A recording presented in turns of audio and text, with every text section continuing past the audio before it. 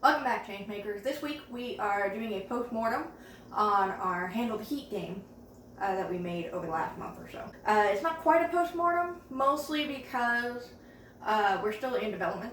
We're going to be moving on to the playtesting phase. We're going to be seeing kind of how other people approach the game and what I wrote. And then we will probably come back for like a version 2 or whatever, or we might just post it if it goes well. I'm not counting on that though. But as far as the game is concerned, this is a pencils down moment for me, so I can definitely do a post-mortem on the process so far. So let's catch you guys up to speed first.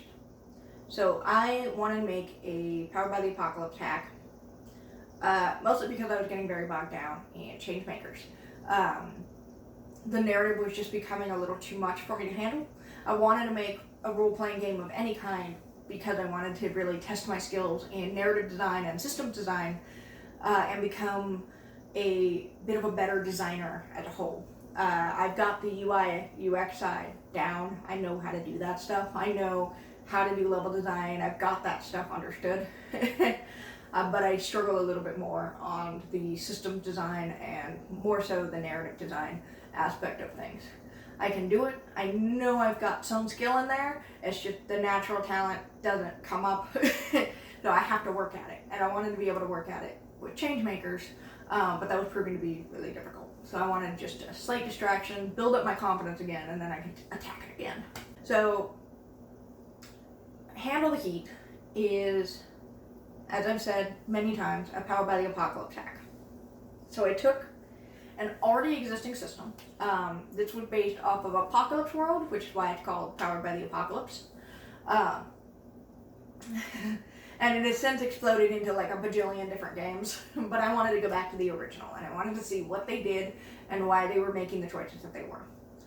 There are 3 key points to a Powered by the Apocalypse system. The first one is playbooks. Instead of just a generic character sheet, you get an entire little small 3 to 5 pages of a character archetype that your personal character is going to fit inside of. You get to choose from a group of like 5 to 7 player archetypes to find the one that best matches you, and then you create a character based off of a couple of descriptors and some move sets that you get, which is bringing me to my next point. I wanted to be able to play with playbooks because it meant that I was playing a lot with theming, I was playing a lot with understanding a character at a glance and what that means, which helps a lot with ChangeMakers, with the title system and promises and stuff like that. So movesets are both the player and the GM get a set of moves, which is a little weird. And I wanted to be able to play with that space because it was interesting. But specifically, the players have to use their movesets, like, very explicitly, usually. It's usually how this gets interpreted. I'm pretty sure when I was reading through it, the point wasn't to use these movesets as, like, an exact description of what you were doing, but just to be able to put your move to a moveset, which is weird, and I'm not going to talk about it like that. You use these things explicitly. That's how I want to make sure that this gets read. In the worst case, this is how you use it. I am a UX designer, and this is how this works. So, for a role-playing game where you can do literally anything, I needed to make sure that these movesets actually fit anything you could do, or at least could be obscured in such a way that you could understand it being this move versus that move. And that was an interesting word-smithing conversation that I needed to have. Which was fun. That was actually really fun to make and work with and try and figure out what works best here, what are players likely going to be doing when they play through a session, things like that. The GM also gets a moveset, but this is obfuscated. They're not supposed to say what their moveset is, so it's more guidelines for how the GM is supposed to play through the game. It's tools for a starting GM to use to understand how the game works as a whole, how they should be playing through the game. Which I liked. I liked that was there. It was there to help them out, which is a lot more than I see in a few other games. And I enjoyed that was there. The final thing that comes up in Powered by the Apocalypse games, it's a core piece that I wanted to play with, was narrative mechanics. I am not the best at describing what narrative mechanics are. I had a lot of arguments with my GM about what these were, about how these worked and what determined it was as a narrative mechanic versus just general theming or storytelling or anything like that. The main thing is if you're using it or not, like as a character. My best description is something like, if you're playing a game and you want to be an elf, and you really want to make sure that when you play as an elf, you're really tall. That's like the big thing. So you need all of your mechanics to match you being really tall. The thing that makes this a narrative mechanic is every time they interact with a door, they need to be checking how tall are you compared to the height of the door. Are you going to need a duck? Did you duck? If you didn't duck, you take damage. Easy.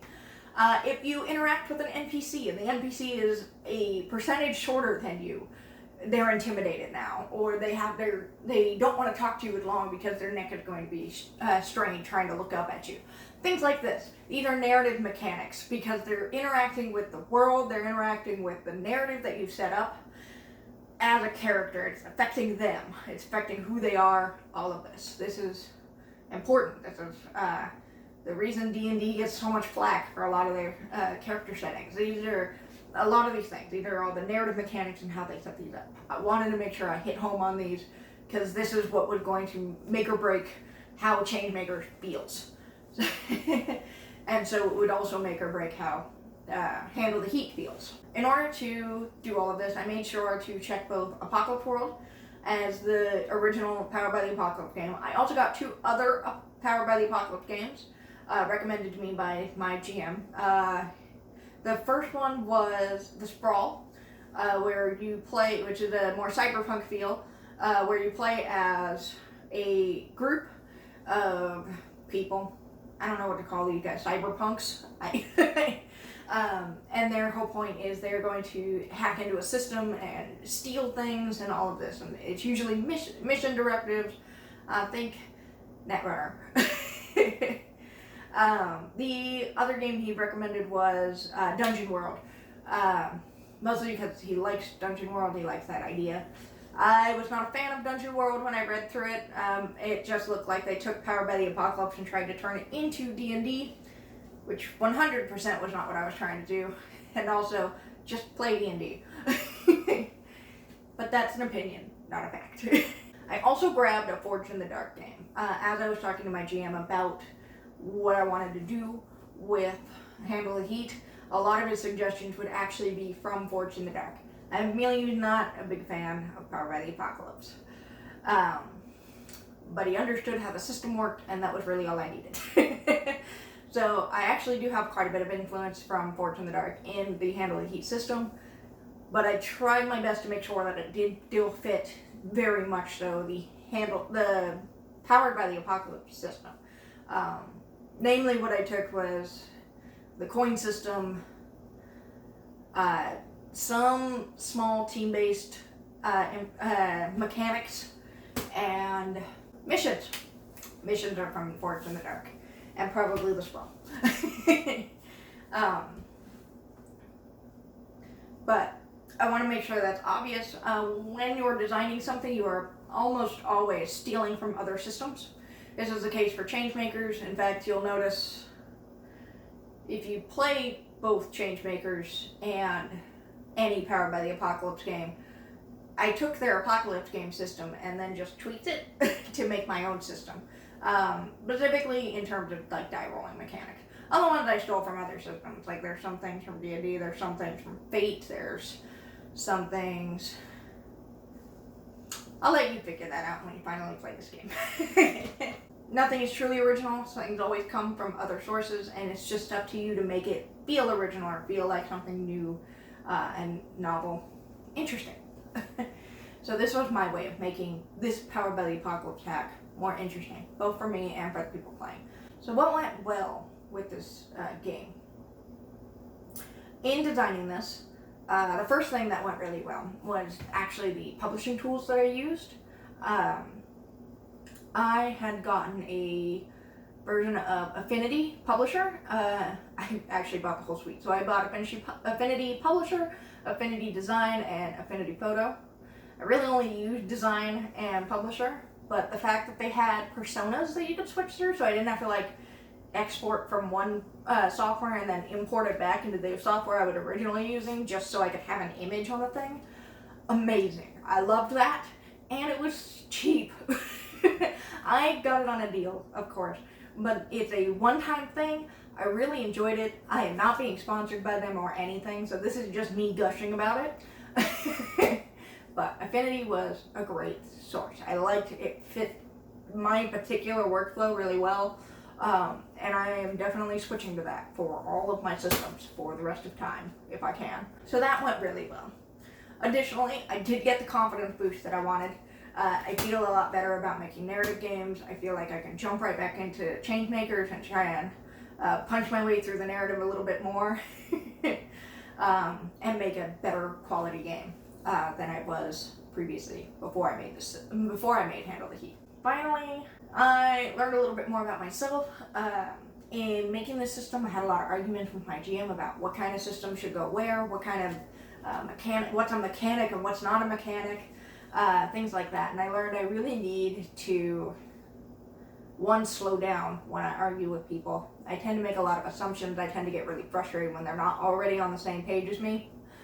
And I also learned that I really need to be able to bounce ideas off of people or I just get stuck. COVID has definitely kind of hit me hard in that respect. I don't really have a whole lot of people to talk to. I didn't really have a whole lot of people to talk to begin with. I'm extremely introverted. And the few friends that I have tend to be very far away kind of things. So, or not at all interested in role-playing games.